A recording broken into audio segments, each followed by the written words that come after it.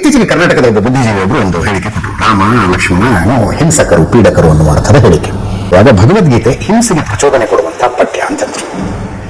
ಅರ್ಜುನನನ್ನ ನಿನ್ನ ಬಂಧುಗಳು ಅನ್ನಬೇಡ, ಅಣ್ಣ ತಮ್ಮಂದ್ರೆ ಅನ್ನಬೇಡ, ಕೊಂದು ಬಿಡು ಅವರನ್ನ ಅಂತ ಹಿಂಸೆಗೆ ಪ್ರಚೋದನೆ ಕೊಡ್ತಾನೆ ಕೃಷ್ಣ. ಹಿಂಸೆಗೆ ಪ್ರಚೋದನೆ ಕೊಡಬೇಕಂತ ಹಿಂಸೆಗೆ ಪ್ರಚೋದನೆ ಅಲ್ವಾ? ಯುದ್ಧ ಮಾಡ್ತಾರೆ, ಕೆಡಿಸ್ಕೊಬೇಡ, ನೀನು ಬರಗ ಏನು ನೋಡ್ಬೇಡ, ಕೊಂದು ಹಾಕೋರನ್ನ. ಯಾರು ಹೇಳಿದ್ದು? ಸೈನಿಕನ್ ಹೇಳಿದ್ದು. ಅರ್ಜುನ ಸೈನಿಕ ಅಲ್ವಾ? ಸೈನಿಕ ಅದನ್ನು ದೇಶವನ್ನು ರಕ್ಷಿಸೋದಷ್ಟೇ ಅವನ ಕರ್ತವ್ಯ. ಆ ದೇಶಕ್ಕೆ ತೊಂದರೆ ಕೊಡೋನು ಯಾರಾದ್ರೂ ಅವನು ಹಿಂಸಿಸಲೇಬೇಕು. ಜಾತ್ಯತೀತ ದೇಶದ ಬಗ್ಗೆ ಮಾತಾಡ್ತಿದ್ವಿ. ಶಾಲೆ ಅಂದ್ಮೇಲೆ ಎಲ್ಲಾ ಜಾತಿ ಧರ್ಮ ನಂಬಿಕೆಗಳ ಮಕ್ಕಳು ಓದೋದಕ್ಕೆ ಬಂದಿರ್ತಾರೆ. ಭಗವದ್ಗೀತೆ ಬೇಕಿದ್ರೆ ಹಿಂದೂಗಳು ಓದ್ಕೊಳ್ಳಿ, ಯಾಕೆ ಮುಸ್ಲಿಂ ಮಕ್ಕಳು ಓದಬೇಕು, ಕ್ರಿಶ್ಚಿಯನ್ ಮಕ್ಕಳು ಓದಬೇಕು ಅನ್ನೋ ಪ್ರಶ್ನೆ ಬಂದಿತ್ತು ನನಗೆ. ನೋಡಿ, ಅದು ಈಗ ನಾನು ಯಾವುದೋ ಒಂದು ಶೈವಾಗಮ ಪುಸ್ತಕವನ್ನ ಮಕ್ಕಳಿಗೆ ಹೇಳ್ಕೊಡಿದ್ರೆ ಶೈವದ್ ಯಾಕೆ ನಾವು ಮಾಡ್ಬೇಕು ಅಂತ ವೈಷ್ಣವ್ರು ಹೇಳ್ತಾರೆ, ಅಥವಾ ಮುಸ್ಲಿಮ್ಸ್ ಹೇಳ್ತಾರೆ, ಕ್ರಿಶ್ಚಿಯನ್ಸ್ ಹೇಳ್ತಾರೆ, ಜೈನ್ ಹೇಳ್ತಾರೆ. ಅದು ಸರಿ. ಅಥವಾ ನಾನು ಅಲ್ಲಿ ಪೂಜೆ ಮಾಡ್ಬೇಕು ಅಥವಾ ಇಂಥದ್ದು ಬೇಡ. But Bhagavad Gita universal. ಅದು ಐನ್ಸ್ಟೈನ್ ಅಂತ ಅವರು ಯಾರು ಫಾರಿನರ್ಸ್ ಎಲ್ಲ ಓದ್ತಾ ಇದ್ರು. ಅಂದ್ರೆ ಈ ಪಾಕಿಸ್ತಾನಲ್ಲೂ ಕೂಡ ಯಾವುದು ಯೂನಿವರ್ಸಲ್ ಐಡಿಯಾಸ್ ಇರುವಂತದ್ದು. ಒಂದು ಶ್ಲೋಕ ಅತ್ಯಂತ ಜನಜನಿತವಾಗಿರುವ ಶ್ಲೋಕ, ಕರ್ಮಣ್ಯೇವಾಧಿಕಾರಸ್ಥೆ ಮಾ ಫಲೇಷು ಕದಾಚನ. ಒಂದೊಂದ್ಸಲ ನನಗೆ ಕಾಂಟ್ರಡಿಕ್ಟರಿ ಅಂತ ಅನ್ಸುತ್ತೆ. ನೀನು ಫಲಗಳ ಅಪೇಕ್ಷೆ ಮಾಡಿದ್ರೆ ನಿನ್ನ ಕರ್ತವ್ಯವನ್ನು ಮಾಡ್ತಾ ಹೋಗು. ಫಲಗಳ ಅಪೇಕ್ಷೆ ಇದೆ ಅಂದ್ರೆ ಏನರ್ಥ? ಈಗ ಎಲೆಕ್ಷನ್ ನಿಂತ್ಕೊಳ್ಳೋನು ಗೆಲ್ಲಬೇಕು ಅಂತಾನೆ ನಿಂತ್ಕೊತಾನೆ, ನೌಕರಿಗೆ ಸೇರ್ಕೊಳ್ಳೋನು ಸಂಬಳ ತಗೋಬೇಕು ಅಂತಾನೆ ನೌಕರಿಗೆ ಸೇರ್ಕೊಂಡಿರ್ತಾನೆ.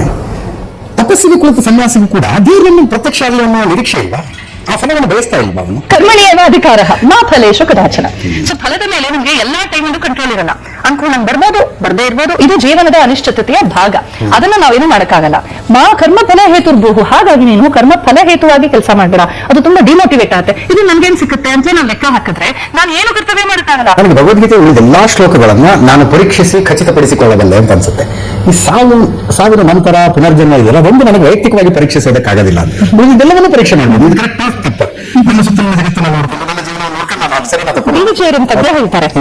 ಮರಣವಿನ್ ಮುಂದೇನು ಭೂತವೋ ಪ್ರೇತವೋ ಪಿಶಾಚಿಯೋ ಪುನರ್ಜನ್ಮವೋ ಅದೇನೋ. ತಿರುಗಿ ಬಂದವರಿಲ್ಲ, ವರದಿ ತಂದವರಿಲ್ಲ, ಭಗವದ್ಗೀತೆಯನ್ನು ಮಹಾಭಾರತದಲ್ಲಿ ಆ ನಂತರ ಸೇರಿಸಲಾಯಿತು ಅನ್ನೋದೊಂದು ವಾದ ಇದೆ. ಅದು ಆ ನಂತರ ಸೇರಿಸ್ತಾ ಮೊದಲೇ ಇತ್ತು. ಅದು ಭಗವದ್ಗೀತೆಯ ತೂಕದ ಮೇಲೆ ವ್ಯತ್ಯಾಸ ಬೀಳೋದಿಲ್ಲ. ಬಟ್ ಸುಮ್ಮನೆ ನಮ್ಮ ಜನರಲ್ ನಾಲೆಜ್ ನಾನು ಕೇಳ್ತಾರೆ. ಆ ನಂತರ ಸೇರಿಸಲಾಯಿತು. ಕ್ರಿಸ್ತಪೂರ್ವ 6ನೇ ಶತಮಾನದಲ್ಲಿ ಭಗವದ್ಗೀತೆಯನ್ನು ಸೇರಿಸಿದ್ರು ಅಂತ ಕೆಲವರು ಅಂತಾರೆ. ಇಲ್ಲ, ಶಂಕರಾಚಾರ್ಯರು ಬರೆದಿದ್ದು ಅಂತ ಹೇಳುವ ವಾದವನ್ನು ನಾವು ನೋಡಿದೀವಿ. ಅಂದ್ರೆ ಸ್ವಲ್ಪ ತುಂಬಾ ತರ್ಕ ನೋಡ್ಕೊಂಡು ಹೇಳ್ತಾರೆ. ಯುದ್ಧದ ಮಧ್ಯದಲ್ಲಿ ಭಗವದ್ಗೀತೆ ಹೇಳಿದ್ದನ್ನು ವ್ಯಾಸರ ಯಾವಾಗ ಕೇಳಿಸ್ಕೊಂಡ್ರು, ಅವ್ರು ಯಾವಾಗ ಬರೋದು ಅಂತ ತರ್ಕದ ಮಾತಾಡೋದು ಕೇಳಿದ್ದೀನಿ. ಏನೋ ಗೊತ್ತಾ ಇದೆಯಾ ಇದಕ್ಕೆ? ಮಹಾಭಾರತ ಪೂರ್ವ ರೂಪದಲ್ಲಿ ಅದಕ್ಕೆ ಜಯ ಅಂತ ಹೆಸರು. ತಥೋ ಜಯ ಮುದಿರಯೇತ್ ಅಂತ ಹೇಳ್ತಾರೆ. ಜಯ ಅಂತ ಹೆಸರಿತ್ತು, ಆಗ ಚಿಕ್ಕದಾಗಿತ್ತು.